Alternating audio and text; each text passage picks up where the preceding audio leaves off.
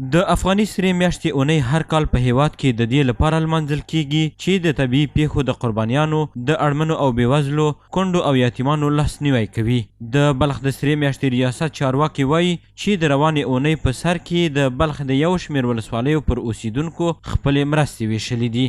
د بلخ ولایت د افغاني سرې میاشتې له لورې په بلخ ولایت کې چمتال، چاربولک، شولګره، شورتیپه، کالدار، دهدادي او نارشاهي ولسوالیو کې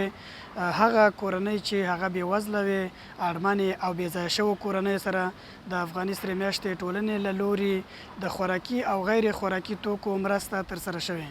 نوموړي په هیواد کې له نورو بنسټونو او سوداګرو څخه غوښتنه وکړه چې د دې ځانګړې اونۍ په خاطر دې د اړمنو کسانو لاسنیوی وکړي او د دې ریاست له رضاکارې ډلې سره دې یو ځای دوی ته مرسته ورسوي. افغاني سرې میاشتې ټولنه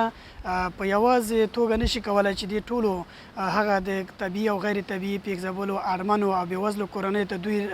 رسېدنه وکړي. دلته د خیرپاله هیوادوالو، د بشرپاله ملي سوداګرو، همدارنګه د هیوادوالو او د دولت مرستو ته د افغاني سرې میاشتې